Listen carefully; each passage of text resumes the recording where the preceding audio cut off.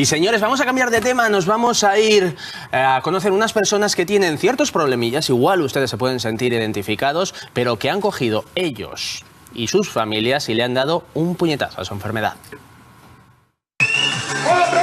Que el deporte es beneficioso, lo sabemos todos, Paloma, pero está ayudando mucho a las personas que padecen trastorno obsesivo compulsivo.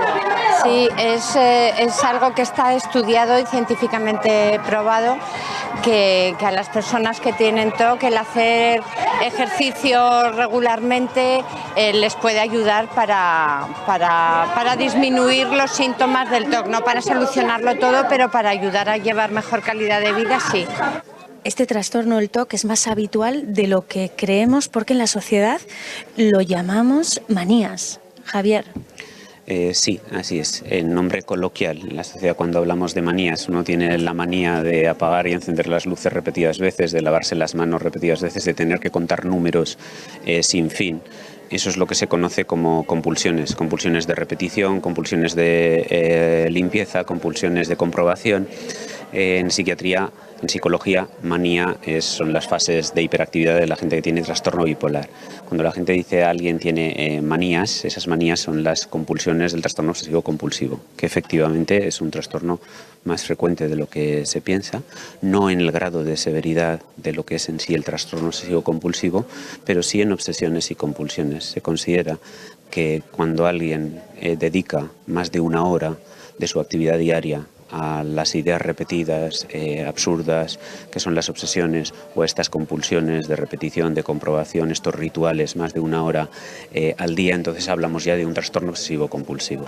Que la familia apoye a la persona que sufre un trastorno obsesivo compulsivo es muy importante. Muchísimo, muchísimo. Y es muy importante también que la familia sepa lo que es el trastorno, sepa cómo actuar y tenga el máximo conocimiento de lo que es el trastorno. Eso le va a ayudar muchísimo, porque a veces sin quererlo puedes estar, digamos, impidiendo que tu familiar avance o incluso bloqueando ese avance sin quererlo porque desconoces lo que es. ¿Cómo es esta enfermedad en el día a día? Pues esa enfermedad, ahora actualmente mi hijo no vive con nosotros, que es el afectado, pero porque ya se emancipó y además ahora está en Granada siguiendo una terapia intensiva ya desde hace un año, pues el día a día pues sufres porque claro, ves a tu hijo sufrir, ves a tu hijo que era una persona dulce, encantadora, y la ves que está como con mucha tensión, ¿no? Y que está sufriendo. Y claro, eso para una madre y para un padre, desde luego, es demoledor. Pues no sé qué decirte, pues el chico, desde luego, como todos los afectados que intentan salir, y pues se ha mostrado en su trabajo, ha dicho lo que le pasaba, ahora está de baja, y dice que eso le ha supuesto una liberación, porque antes, claro, tenía que hacer teatro, como dice él, somos muy buenos actores, los afectados. No existe en Aragón una unidad psicológica específica que trate este trastorno. No, ahora mismo no, una unidad específica no existe, y es muy importante que haya una para poder coordinar, por el hecho de que al igual que hay unidades específicas para otros trastornos, para el de TOC es poco conocido, entonces es muy importante que haya una unidad en la que se puedan coordinar tanto psicólogos, psiquiatras y los familiares puedan conocer, tanto los familiares como el resto de la sociedad, este tipo de trastorno. Y precisamente de esto, del TOC, del trastorno obsesivo compulsivo, lo hablamos en La Vida por Delante.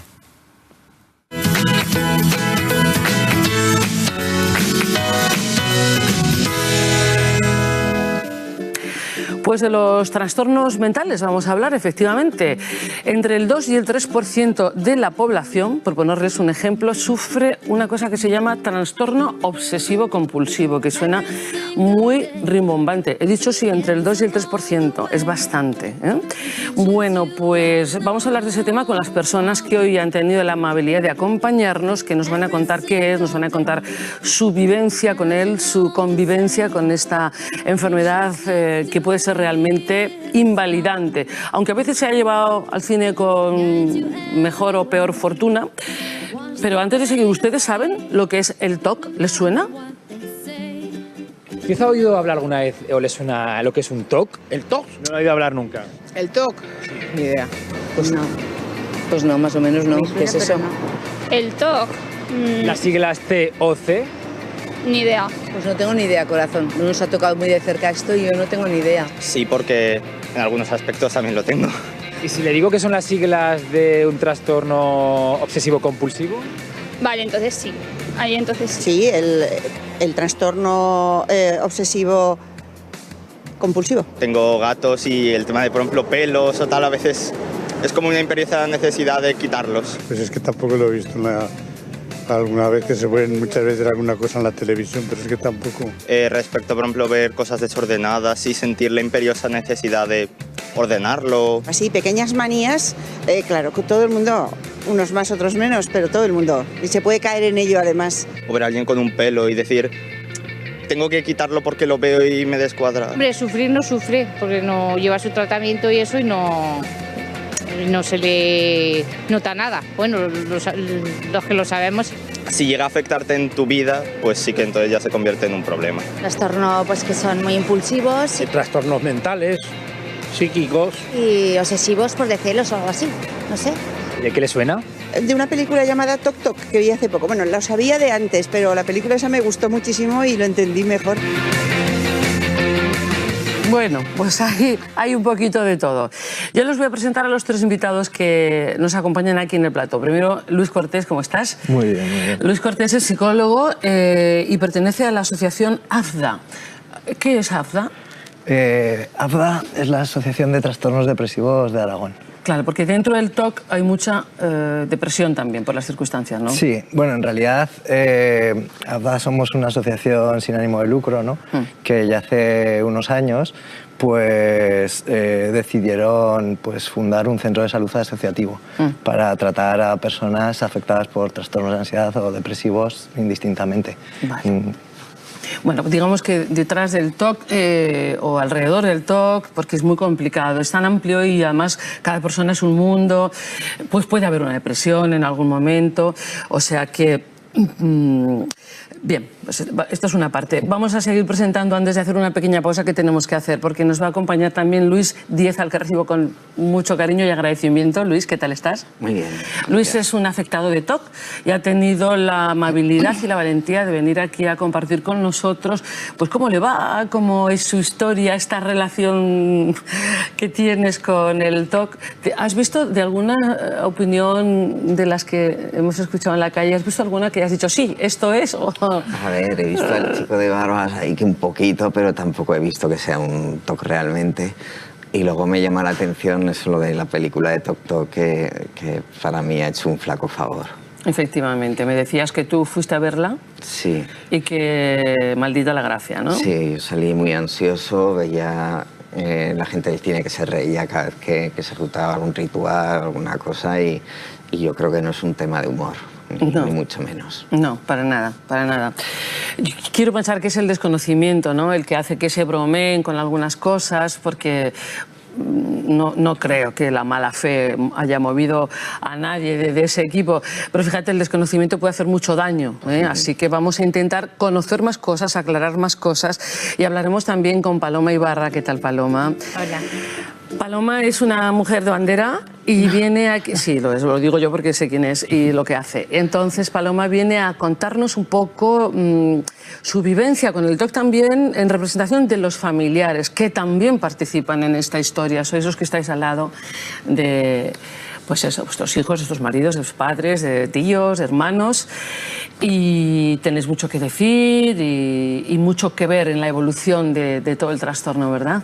Sí, realmente el TOC, lo dice mucha gente, es una enfermedad familiar porque afecta tanto al día a día de los afectados que si tú los quieres, evidentemente, y convives con ellos, pues te afecta muchísimo. Y los familiares somos un pilar fundamental de apoyo para ellos, siempre que sepamos saber hacerlo bien, porque es un trastorno complicado de entender, complicado de manejar, aunque se puede, y entonces ellos tienen que aprender, pero los familiares que convivimos con ellos también. Por eso es tan importante el que sepamos cómo actuar.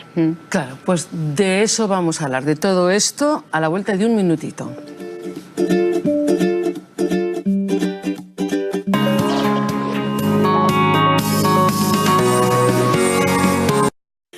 El trastorno obsesivo compulsivo, pero como es un nombre es largo y rimbombante, vamos a referirnos a él como TOC.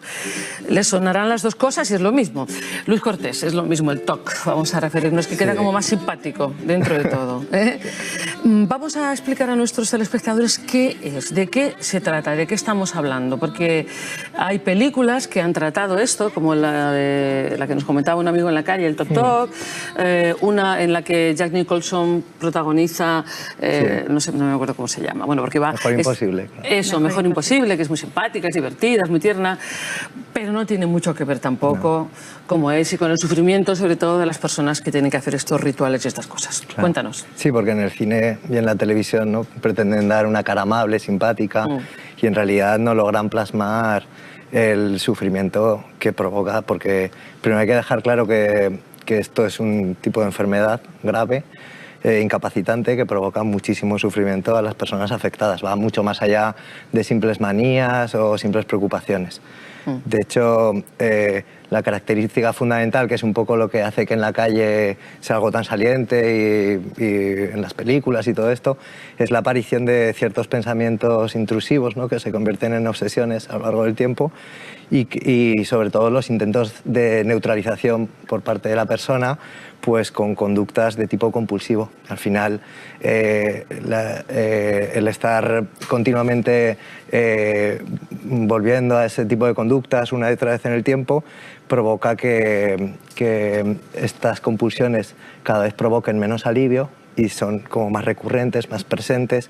Al final sienten una necesidad tan imperiosa de volver a ellas una y otra vez que ocupan una parte muy significativa del día a día de la persona, apartándola de su vida normal, del funcionamiento natural, y claro, provoca un dolor y un sufrimiento. Pues por ir matizando, o sea, no estamos hablando de manías, tengo que tocar esto 2 veces y ya rareza. No, estamos hablando de algo que puede llegar a ser invalidante porque impide desarrollar con normalidad el día a día. Entonces, a ver si yo lo he entendido bien, Luis Cortés. Entran en la mente de las personas con TOC una serie de pensamientos invasivos, intrusivos, intrusos les llamáis, ¿no? Sí, intrusivos. Que vienen sin buscarlos. Claro. De repente aparece un pensamiento, el que sea, normalmente negativo. Eso es. Un pensamiento, un temor de, por ejemplo, que le pase algo malo a un ser querido mío, ¿no? Eso es. Y estás con eso, y estás con eso, y estás con eso. Y eso te genera una ansiedad. Y esa sería la obsesión. Claro. Entonces, la compulsión es lo que ese afectado hace para neutralizar ese pensamiento. De hecho, para entenderlo muy clarito, aunque parezca muy básico. De hecho, aprender este tipo de conductas, aunque cuando están muy generalizadas y muy exacerbadas, parecen como muy lógicas, muy racionales, pero tienen su lógica, porque en un principio estos intentos de neutralización cumplen su función. Me ayudan a distraerme durante un rato del pensamiento, me ayudan a sentir que está seguro, que esto está a salvo, y precisamente esa es la trampa que nos atrapa, porque esos momentos en los que nos genera un cierto alivio pues quedan almacenados en nuestro recuerdo, y la próxima vez que aparece lo que me apetece es volver a compulsionar, volver a realizar un poco pues, la misma conducta para aliviarme. Además, como provocan un alivio algunas de las veces, tienen una situación que es muy reforzante y claro, es un... O sea, es como que si ellos cumplen ese ritual, como que ese pensamiento, ese vaticinio nefasto que les viene a la cabeza no va a ocurrir, es como conjurar lo malo, ¿no? Bueno, más o menos. Es que nos lo digo, insisto mucho, porque no es exactamente fácil. Sí, en realidad lo que se busca es el alivio. El alivio de ese pensamiento. Eso es, el alivio que provoca. A veces el ritual es más simbólico y otras veces pues tiene una función más, pues eso, de distracción, de comprobar que las cosas estén bien, de asegurarme. El problema es que estas conductas se aprenden en un contexto concreto y los seres humanos tenemos tendencia a generalizarlas a otros tipos de contextos, y por eso acaban siendo tan salientes, tan floridas, y acaban formando parte de mi vida, pues eso, tan presente en todos los sitios. ¿Y de qué tipo de conducta estamos hablando? Pues es lo que hablábamos, por ejemplo, chequear mentalmente, conversaciones, saber si he hecho algo que ha podido dañar, comprobar pues, el gas, es que hay de muchísimos tipos, porque además a lo largo del tiempo suelen ir modificándose, suelen ir cambiando y adquiriendo nuevos significados. Lo peor de todo esto y lo más dramático quizás sea que la propia conducta con el tiempo se va asociando a los propios pensamientos intrusivos y al final provocan el malestar que intentan aliviar. Ya. Por lo tanto, cuanto más recurro a ella y más rígido soy, más mal me siento. Lo que parece en un principio la solución se acaba convirtiendo en una trampa que provoca un malestar, pues eso. Diríamos que entramos en una especie de bucle, pensamiento intrusivo, ritual para compensar, pensamiento muy difícil de cortar. Personas que pueden repetir, por ejemplo, una serie de movimientos o de acciones, por ejemplo, apagar y encender la luz, comprobar el coche una y otra vez, pero ojo, porque hay quien dice, oye, que esto a mí me pasa, salir de casa, a mí misma me ha pasado y hay temporadas, oye, que es que no sé si he apagado, qué sé yo, la vitro o lo que sea y volver a subir. Eso es una cosa que yo no digo que esté bien, que eso puede tener su seguro y tiene su explicación de estrés, de manía, pero eso así no es un TOC. Claro, es otra cosa, pero no es un TOC, que quede claro. Eso es evidente. El TOC es cuando eso puede llegar hasta qué límite, por ejemplo. Claro, el problema es que al final, en este bucle un poco que estábamos definiendo, la necesidad de comprobación se hace tan imperiosa y la sensación de incontrolabilidad de la conducta que pues eso, las personas se pueden quedar atrapadas por rituales de este tipo, rituales o conductas de este tipo que llegan a ocupar horas, que entorpecen realmente el funcionamiento normal, que generan una sensación de incapacidad de llegar a tiempo a los sitios, de estar donde me interesa. Además, muchas de estas conductas son cognitivas. Puedo estar aquí y a la vez repasando una conversación, por lo tanto, la sensación de desconexión, de agotamiento, de cansancio, es algo brutal. Y claro, al final es normal que una persona que le cueste tantísimo desempeñar con normalidad cualquier función, pues acabe sintiéndose desesperado, agotado, cansado, y que lo que le apetezca sea recluirse para evitar cualquier situación que le pueda volver a provocar entrar otra vez en ese tipo de bucles. En teoría... Con permiso voy a dar voz a Luis Díez. Luis Díez es afectado de TOC. Estamos aquí para... Bueno, yo he tenido el placer de charlar con él, es un hombre inteligente, además es un artista extraordinario. Lo digo no es para hacer la pelota, Luis, ya sé que no te gusta, pero es verdad. ¿Eres informático? Sí. ¿Y convives con el TOC desde cuántos años atrás? Pues 26 años. 26 años. Mal conviviendo. Sí, ¿verdad? bastante mal conviviendo, sí. ¿En qué momento tú fuiste consciente de que había algo que no estaba bien del todo? Algo que te hizo decir esto va más allá de una manía o de una rareza. Sí, pues es que lo tengo muy claro. A los 14 años empecé a hacer según qué cosas para aliviar unos pensamientos que me venían, que me angustiaban muchísimo, que me siguen angustiando muchísimo. Y la única manera de que desaparecieran de la cabeza era hacer repeticiones y cosas, repeticiones, comprobaciones, secuencias en mi cabeza, para aliviar de esa angustia del pensamiento. Claro. ¿Qué tipo de pensamientos te venían? Es que para que lo entienda todo el mundo, porque... ¿Verdad que a decir, bueno, pues pensamiento te viene, pues piensa en otra cosa? Que supongo que habría muchas personas que en tu propia familia, seguramente amigos, te dirán, hombre, pues no pienses en eso, distráete con lo que fuera. Sí. Explica a la gente que es que no se puede evitar pensar en eso. Pues los pensamientos intrusivos consisten en eso, es un pensamiento que ves que no tiene sentido, que te llena de angustia, de amargura. En mi caso es que se muera algún familiar, algún ser querido... algo parecido, y la única manera que tengo de salvarlos o de que se me vaya el pensamiento, lo que sea, es hacer una serie de repeticiones, de secuencias de números, de comprobaciones, hasta que el pensamiento desaparece. O sea que la angustia que se crea, tanto cuando te viene el pensamiento como cuando intentas evitar hacer los rituales, es bastante grande, porque lo peor del TOC es que todos los afectados somos conscientes de que no somos el centro del mundo y que por mucho que enciendas las luces las veces que sean, no se va a morir nadie, no va a pasar nada y que el mundo sigue.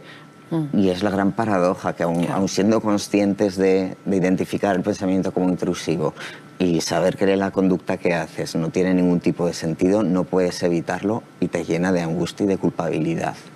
Tú viviste bastantes años disimulando un poco lo que te pasaba delante de tu familia, e incluso, no sé si fue delante de un psicólogo, que te daba corte decir lo que te pasaba. Sí.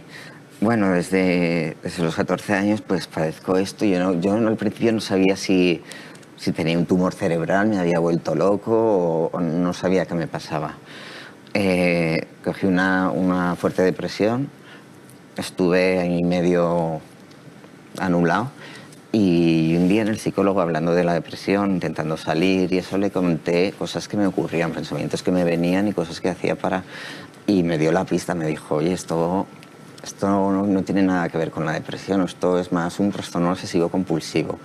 Lo que pasa que a mí, por desconocimiento, el nombre me sonó tan mal que me quedé impactado y lo negué. Dije, no, pero que esto es desde hace poco, que me ocurre a veces, tal, cuando realmente era el centro de mis problemas, de mi día a día y se me comía cantidad de horas al día con pensamientos y con rituales.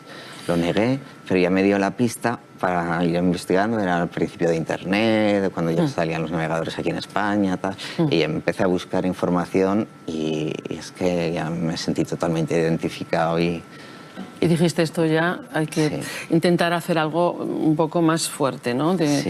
Porque tú, claro, eso no te impidió estudiar, trabajar, formar una familia, que la tienes. Es mucho sufrimiento. O sea, yo cuando empecé con el TOC, mis notas en el colegio empezaron a caer.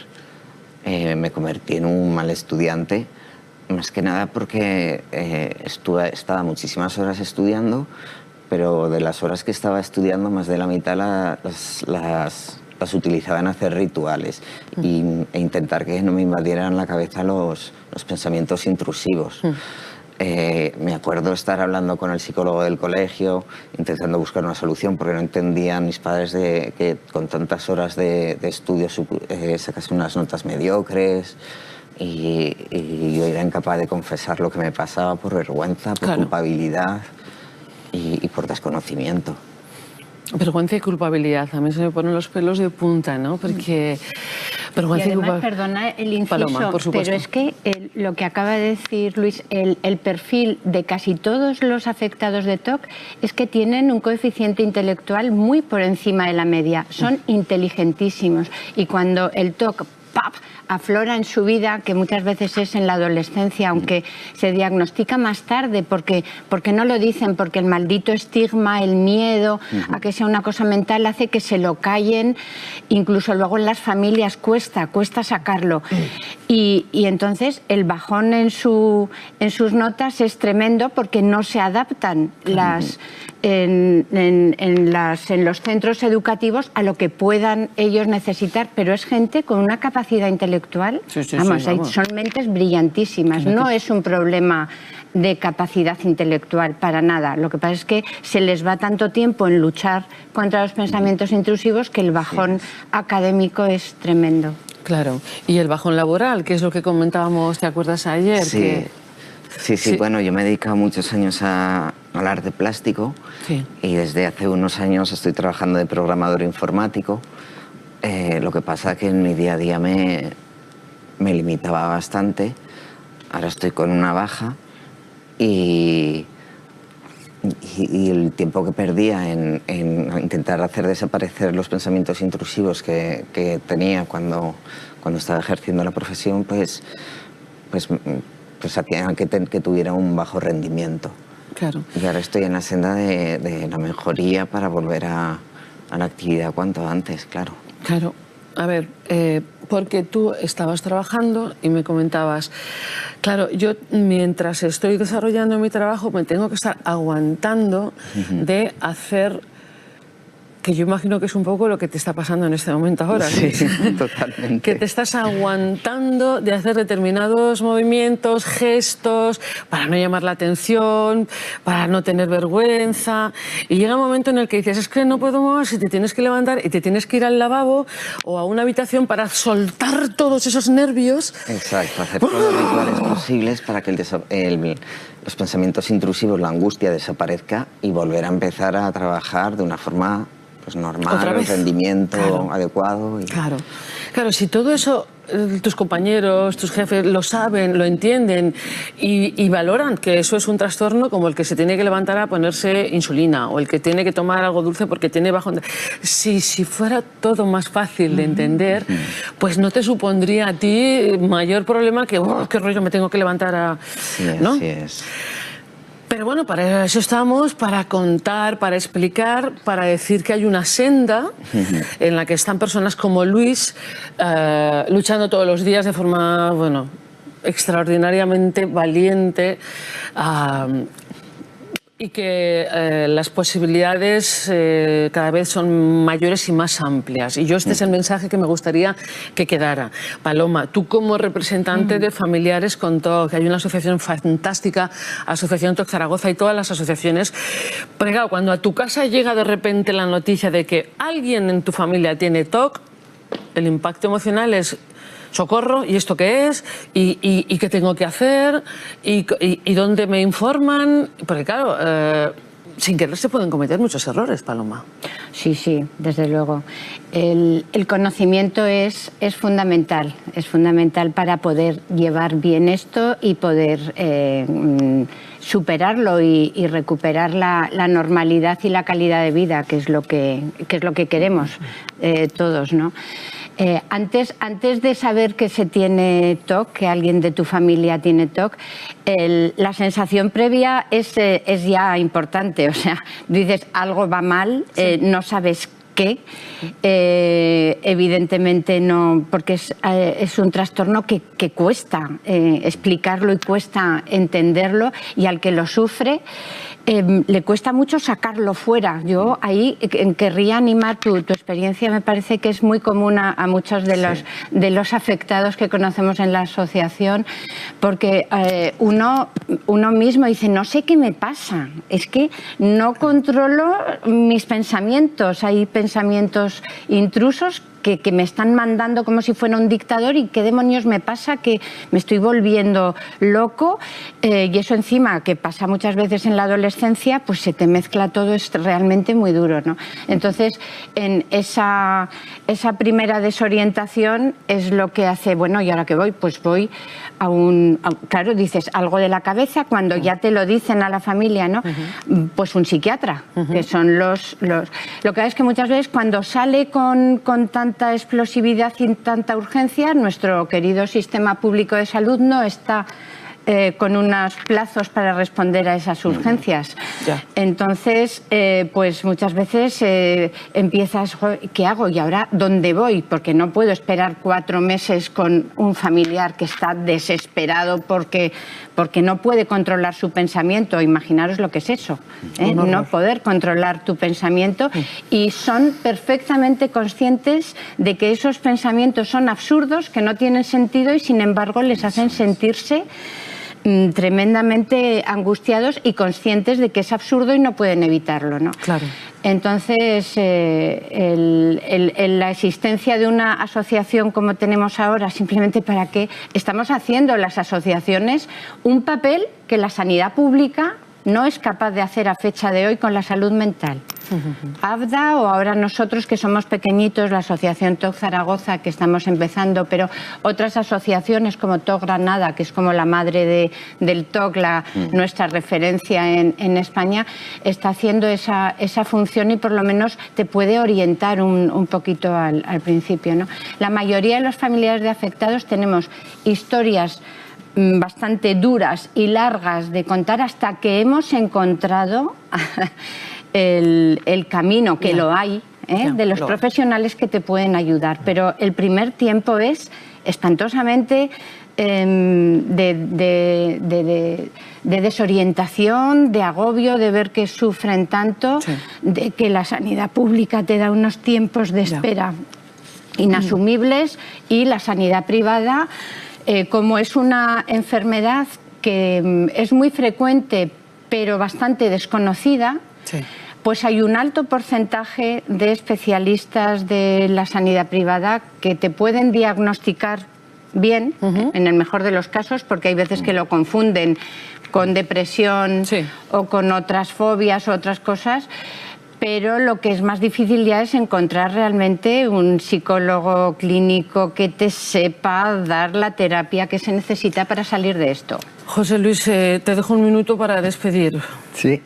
Pues no, yo de lo que decía Paloma me parece súper interesante lo que comentaba. El enfoque de abordaje de este tipo de trastornos va más allá de simplemente el tratamiento para la persona afectada, que es verdad que hay tratamientos que son eficaces, que mejoran la calidad de vida muchísimo, que logran la remisión total, incluso o parcial, pero hay muchísimas mejorías. También acoger a los familiares en un entorno, normalizar todo lo que está pasando, que entiendan realmente qué es lo que está ocurriendo y que no son cosas que no quieran dejar de hacer y que entiendan realmente la enfermedad en sí. Yo creo que es un alivio para el propio afectado. De hecho, lo que comentan muchas veces en los grupos que tenemos en la asociación, donde se juntan personas a entrenar habilidades para superar este tipo de problemas, es precisamente eso, que encontrar otras personas en los mismos términos o que han pasado por cosas similares y que lo están superando y que muchas veces sirven de modelo a otras personas para afrontarlo. Yo creo que es muy, muy enriquecedor. Espero que alguien al otro lado pues tenga un poquito más de luz. Hablo de esas personas que andan por ahí sin diagnosticar y que a lo mejor en este momento están sintiendo que les pasa algo que no les cuadra, que no saben cómo afrontar, que dicen, bueno, lo guardo ya, a ver si mañana mejora. Es que serán los nervios, será la tensión, será la vida, será... A ver, para eso están los profesionales de la salud, los psicólogos, los psiquiatras. Hay que romper esos tabús, ese estigma que todavía hay quien tiene sobre la salud mental. Sabemos muchísimo del cuerpo, de nutrición, de deporte, de dieta, sabemos muchísimo. Vamos a ocuparnos un poquito más de los trastornos mentales que acarrean un sufrimiento enorme en la mayoría de los casos y que además es terrible. Nosotros sí que tendríamos que sentir vergüenza de que ellos sientan vergüenza de tener un trastorno de salud mental. Yo le decía a Luis, la vergüenza para robar, hijo mío. O sea que, Luis, le voy a dar las gracias a él primero porque es el que yo sé que más le ha costado, porque venir aquí a contar tu vida a la tele no siempre es fácil. Es un hombre extraordinario, un gran artista, lo digo de verdad. Le deseo toda la suerte del mundo y sé que dentro de un tiempo hablaremos desde fuera del top. Y que vas a ser un ejemplo para muchos. Luis Díaz, gracias de verdad por haber estado aquí. Muchas gracias. Luis Cortés, gracias también, enhorabuena por esa labor que hacéis todos los días con las personas con trastornos de salud mental. Y Paloma Ibarra, a ti y a la asociación, enhorabuena también por ese trabajo diario y oculto que hacéis para ayudar a todo el mundo. Gracias de verdad.